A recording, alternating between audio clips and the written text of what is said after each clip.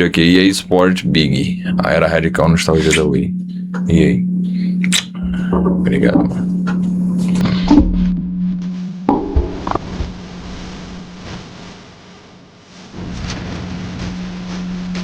Braba.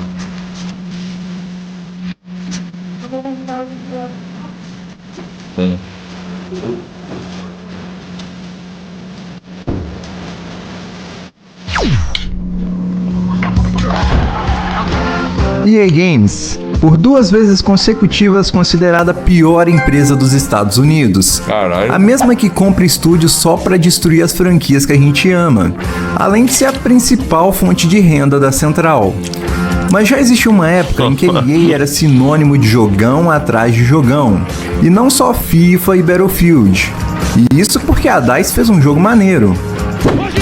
E não importava se fosse como EA Games, EA Sports ou EA Sports. EA Sports. O selo Big nasceu com uma ideia simples e genial: pegar o DNA dos arcades e injetar nos esportes um lado mais caótico e muito menos realista. E ela veio no momento perfeito, os anos 2000, quando a cultura de esportes radicais estava em alta. Até o slogan do Nescau era radical. E os desenhos também não ficavam para trás. Quem aí não se lembra, por exemplo, de Rocket Power? Durante a sua existência, foram 21 jogos de console ao longo de 8 anos. E a mente responsável por transformar essa ideia em realidade foi um cara chamado Steve Heckschaefner. E ele não era um programador, nem um analista de empresa. Na real, ele era um esquiador profissional que trabalhava com marketing esportivo. Ele é reconhecido por ser o criador da modalidade Border Cross em 1991, trazendo o conceito do motocross e aplicando no snowboard. Naqueles tempos, a SEGA patrocinava esportes de inverno, e o trabalho em marketing acabou aproximando os dois. Foi aí que ele começou a enxergar o potencial dos videogames. Porque enquanto os jogos esportivos da época tentavam ser cada vez mais realistas, olha essa geometria, os esportes radicais tinham uma vibe diferente, e Steve acreditava que os videogames podiam capturar essa energia. Nos anos 90, ele entrou para EA Games. Graças à sua experiência em produção de TV, eventos de esportes radicais e criação de conteúdo visual, ele conseguiu ajudar na transição dos jogos esportivos do 2D para o 3D. E o seu destaque trabalhando em Triple Play Baseball, alinhado com um crescimento progressivo dentro da empresa, fez com que no momento certo ele pudesse conceber o seu maior projeto, Snowboard Supercross, ou SSX. E por não ser um programador, seu papel era guiar o time de produção, além de convencer os executivos de que um jogo exagerado e estilizado venderia muito mais do que uma simulação realista. O projeto tinha como plataforma principal o grandiosíssimo Dreamcast. Só que no fim dos anos 90, a relação entre a EA e a SEGA começou a desmoronar, e os motivos iam desde divisão de lucros e royalties, decisões duvidosas de hardware do Dreamcast, e a EA querendo monopólio dos jogos de esporte no console. E como não teve acordo, a EA simplesmente cortou as relações com a SEGA. O que com certeza foi um dos maiores pregos no caixão do Dreamcast, já que ela era a dona da licença de vários jogos de esportes. E aí, malandramente, a Sony entrou na jogada, abraçando o projeto e trazendo ele para o seu novo console. A visão de Steve não era apenas criar um jogo, mas sim uma marca que representasse a sua paixão e energia pelos esportes. E assim, nascia a EA Sports Big. E só a introdução já comunicava a ideia: energia. As cores absurdamente saturadas, a edição agressiva, a logo exagerada, a vibe era completamente diferente. E esse é o tipo de atitude que anda meio sumida dos jogos atuais. Hoje em dia nós temos gráficos fotorrealistas, simulações excepcionais, física extremamente avançada e modelos de altíssima fidelidade. Mas os jogos, em sua grande maioria, são meio sem vida e sem personalidade. Mas diferente de hoje, aqueles eram tempos de experimentação. onde qualquer coisa estava valendo. E jogando jogos para esse vídeo, alguns pela primeira vez, todos ainda conseguem ser divertidos de alguma maneira. Uns mais e outros muito menos. E uma pena que depois de tantos anos eu continuo horrível em jogos de esportes. O marco zero dessa montanha é o SSX. Essa não é apenas uma franquia de snowboard, ela é o coração da Big. Guarda esse detalhe. Lançado em 26 de outubro dos anos 2000, esse foi o primeiro jogo que eu tive a oportunidade de jogar no PlayStation 2. E ele era a visão do Border Cross, só que um pouquinho exagerado. E mesmo sendo mais limitado perto dos jogos seguintes, principalmente pela gameplay mais travada, lembrando até um pouco o 1080 Snowboard do Nintendo 64, ele foi amplamente bem recebido pelos críticos da época e é considerado um dos melhores títulos de lançamento do PlayStation 2. Avançando para 2001, a Big começou a expandir a sua identidade, com NBA Street. O nome é autoexplicativo, tirar o basquete daquele ambiente de ginásio e trazer ele para as ruas, focando num estilo de jogo mais freestyle, com dribles, movimentos exagerados e principalmente o elemento X, o Game Breaker, uma barra de especial que permitia fazer jogadas completamente roubadas. Um DNA que permaneceu e evoluiu com os jogos Street. Os dois jogos tinham um diferencial único no mercado, só que eles ainda eram muito tímidos nas suas propostas. Só que aí, meu amigo, chegou o SSX Tricky, e aqui a loucura começou de vez. Eles pegaram tudo que tinha no primeiro jogo e melhoraram, da maneira mais doida possível. Tanto que muitas pistas retornaram, só que mais insanas, com gráficos melhores e muita fluidez de gameplay. O nome Tricky vem direto da música It's Tricky do Run DMC, e essa identidade acabou pegando e retornando futuramente na série. Mas o nome era um chamativo para o novo elemento do jogo, as manobras Uber, que são as manobras assinaturas dos personagens. E é só coisa simples e tranquila, até a avó da Chapeuzinho Vermelho faria tranquilamente esses movimentos. O jogo novamente foi bem recebido, consolidando uma trinca de jogos de extremo sucesso. Só que isso subiu demais a barra do aceitável dentro da EA, tanto que a pressão começou. A primeira rachadura no gelo da Big veio em 2002, com Sledstorm, Freakstyle e Shots, 3 jogos de corrida motorizada. Freakstyle é disparado o que eu mais gostei. Ele é divertido, é desafiador conforme você progride, só que o sistema de baterias com 3 corridas é muito mais cansativo que do SSX, já que são corridas de circuito. E isso fazia o jogo ficar repetitivo muito rápido. Mas é isso, Freakstyle é cansativo, porém muito divertido.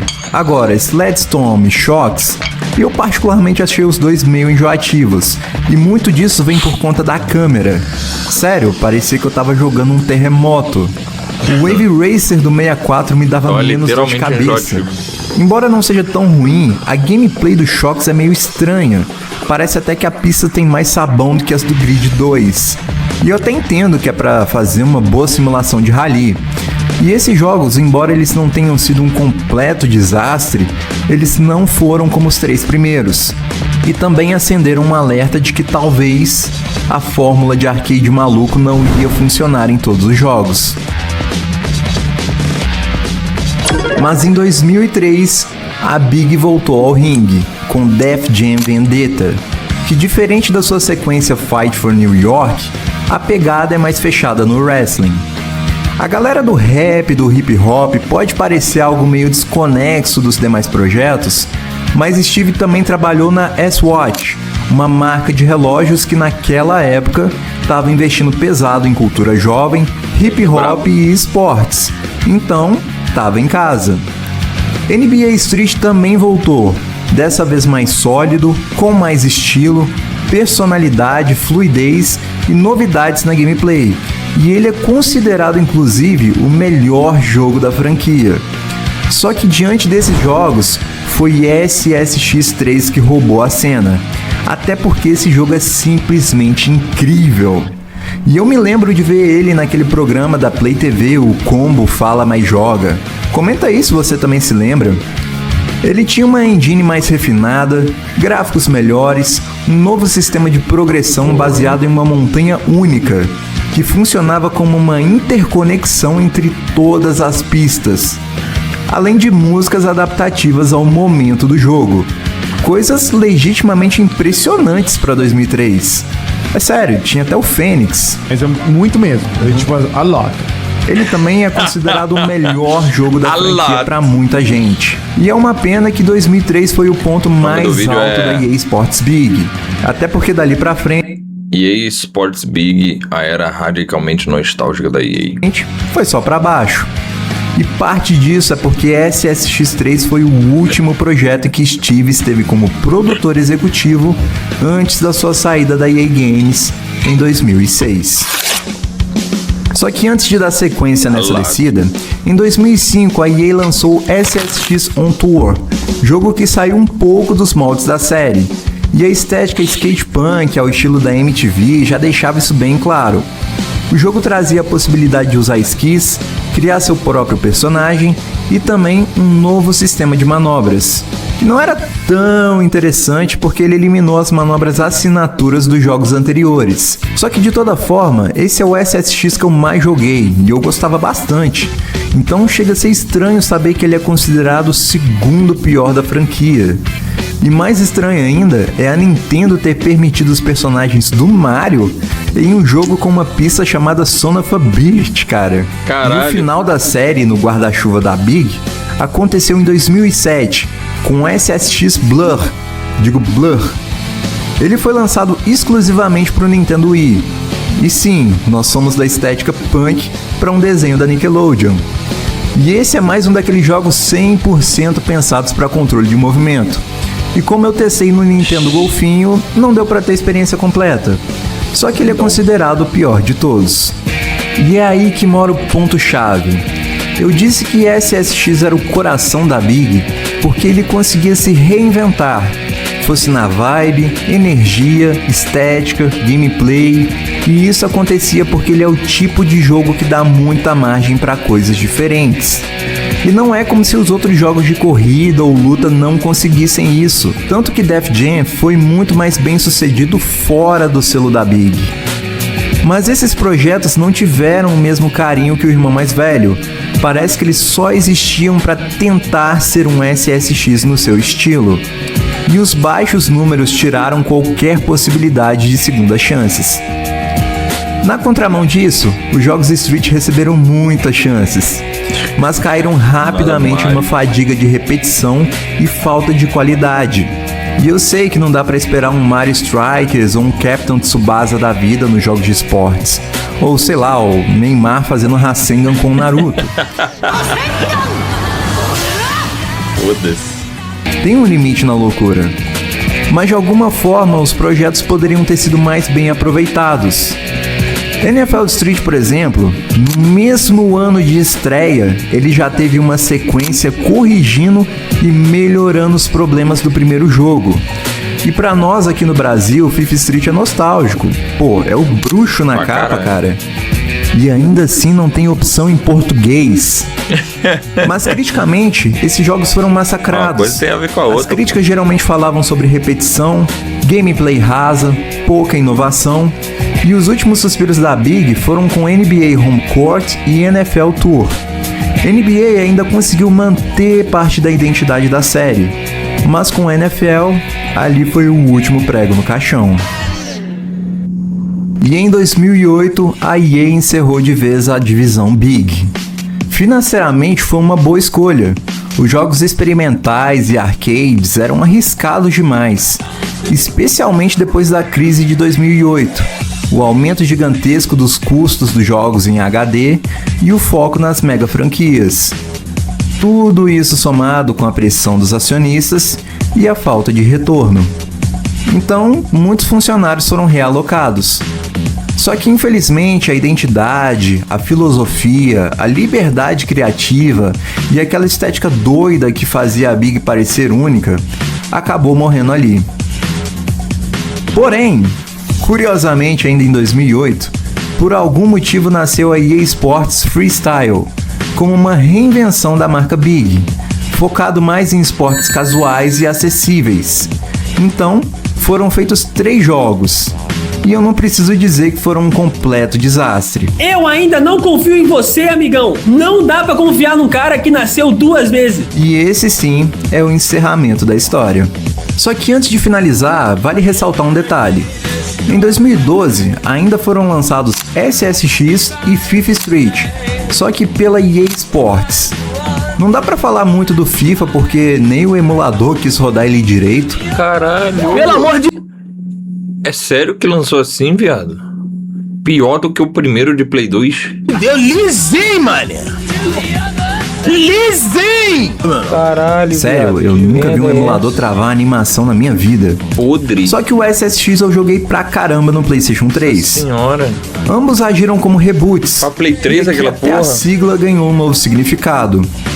Mas ele não era apenas um jogo de manobrar snowboard. Ele tinha uma direção muito mais realista e séria. Não tô brincando, se tu cair da pista é rewind ou já era, meu nobre. Esse aí é o meu quarto, né? É, ele vai puxar daqui, ó.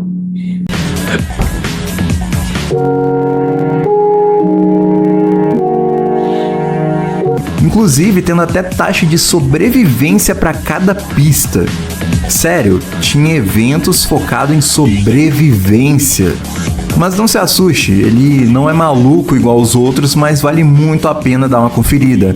É um jogo legitimamente muito bom e bem divertido. No fim das contas, a Big foi uma aposta muito boa que encaixou perfeitamente para a época que ela foi feita.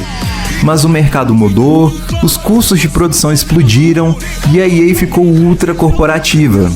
Eles tinham que ser assertivos com os investimentos, e chega a ser até estranho defender a EA nessa parte.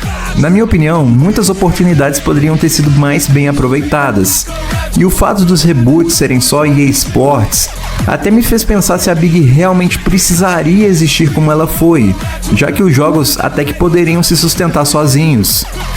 De toda forma, para quem viveu aquela época é impossível esquecer, já que mesmo hoje, mais de 20 anos depois, ainda é difícil encontrar jogos com tanta personalidade quanto aqueles. Eu sou Dan Raie e se gostou do vídeo, se inscreve no canal. Pô, cara. Vídeo muito bom, cara. Bem sexual.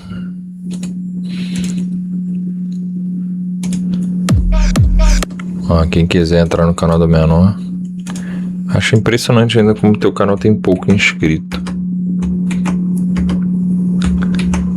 Sigam o canal do Menor. O vídeo tá brabo, Menor. O vídeo tá brabeira. Vou lavar a mãozinha aqui.